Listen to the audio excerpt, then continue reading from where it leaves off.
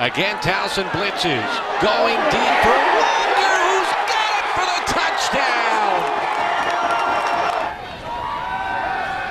Flacco over the middle's got a first down, and then some is Leatherberry. One man to beat. Touchdown, Towson, 77 yards. Here we go, 8 seconds remaining. Flacco for the end zone, dropped! Brett Richardson had the go-ahead score in Kenona from 49 for the win.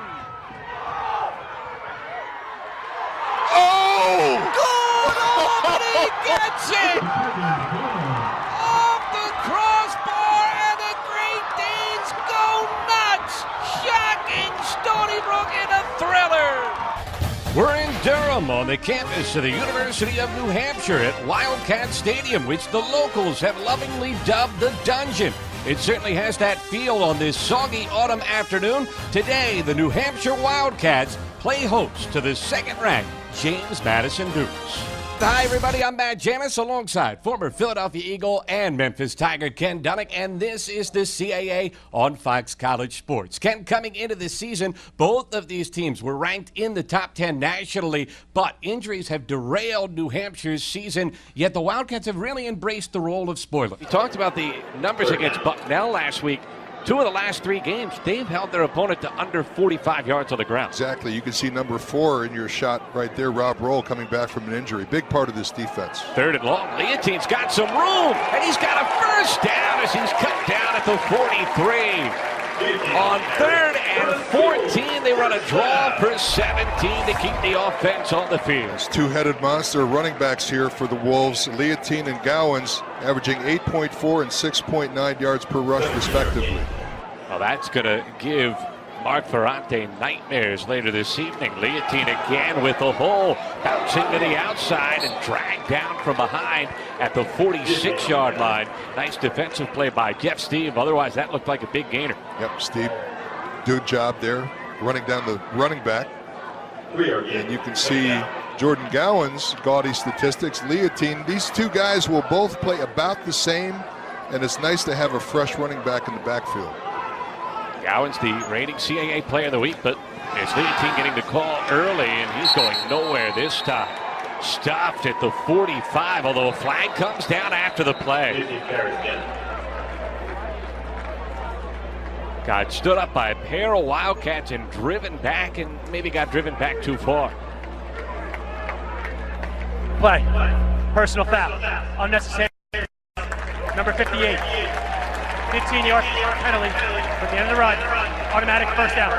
And Ken, that's been a huge problem for Villanova this year. Jeff Steve, the guilty party that time. They have been among the most penalized teams in the league. Yeah, and I didn't pick this up at the end. We'll see if Steve, oh, there you see the run there by Leontine. But these two teams have had more than their share of penalties this season.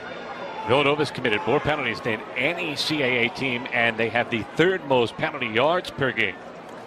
This is Gowans in for the first time. He stood up, trying to fight for extra on second effort. Gets to the 38, so a 2-yard pickup. Steve in on another stop for Villanova. Well, this offensive philosophy, they're going to run it when they're ahead, they're going to run it when they're behind, and they're going to run it when they're tied. They're totally committed to the rushing game, and that's a slice of old school football. 2nd down and 8. Quick throw to the outside. Washington can't break free. A great tackle in space. Christian Benford gets him at the 34, and it'll be 3rd and 4 for Stony Brook.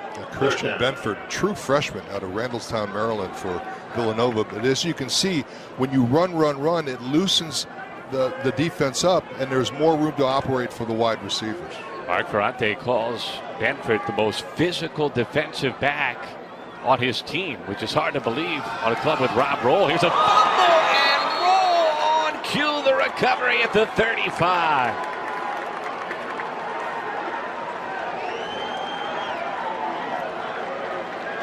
Stony Brook fumble recovered by Rob Roll. Roll coming back from injury. recovers the fumble. Didn't see a whole lot going on there, just a muffed exchange between quarterback and running back, and a costly turnover for Stony Brook early in this game. And it's Stony Brook that has thrived on turnovers this year. +6 turnover margin, best in the conference. They cough it up early. Bednarczyk to work for Villanova, throwing it to the outside. And he's got McGrigg, his new favorite target, out across the 40 to the 41. 6-yard pickup. Now we're going to see the opposite here. Because Stony Brook likes to defend the run, because they like to crowd the box, you're going to see Villanova air it out early and often. McGrigg getting the start at wide receiver today. He had no catches in Nova's first 3 games, and he had 5 catches for 187 yards last week against Bucknell, and gets 6.5 here. Quick throw to the outside, finds the tight end. Simon Bing Ellis trying to tighten the sideline. He's out of bounds in Stony Brook territory at the 48.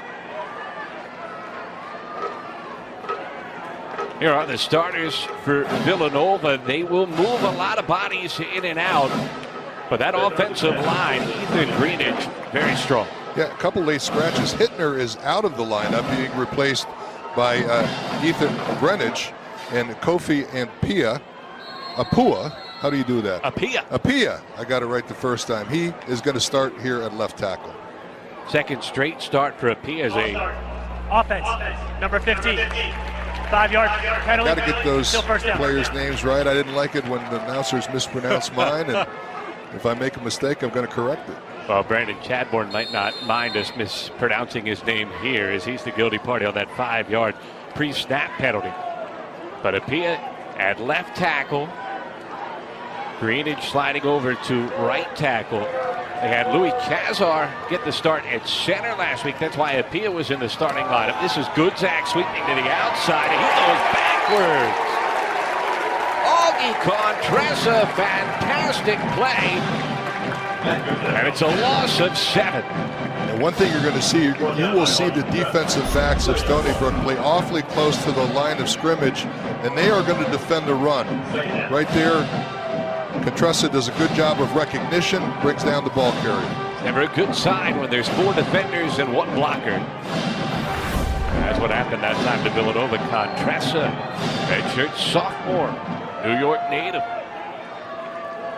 Bednarczyk with time going over the middle. Got a man. Summers inside the 5. A gain of 55. It's first and goal. Love seeing those tight ends get involved in the passing game. Todd Summers coming into this game with only 2 receptions for 26 yards. Great pass protection by the Villanova offensive line. Got a tight end down the seam, hits him for a big strike. So first down and goal. No Ryan Bell, no problem at the tight end position. Summers, his 3rd catch of the season. Bing Ellis had one early, shovel pass, and that one read nicely by Stony Brook as they converge on Aaron Forbes. No gain. Very rarely do you see a defense crowd the box as Stony Brook does play after play. Good recognition there on the little shovel pass. Goes for no yards. Casey Williams all over that. Pretty good recognition from a redshirt freshman. Bednarczyk on 2nd down and goal. Forbes remains the back to his left. McClinton on the fake, does not get it. Bednarczyk goes nowhere, maybe a yard. They're trying to get the defense to go wide with the speedy receiver, but they stayed at home and corralled Bednarczyk. Exactly, fake the handoff to the jet sweep. Bednarczyk turns it up, there's nowhere to go. Sam Kamara gobbled him up. And a 3rd down and goal here for Villanova. They're 4th in the conference, converting 41% of their 3rd downs this year. Play action towards the pylon. Touchdown, Summers.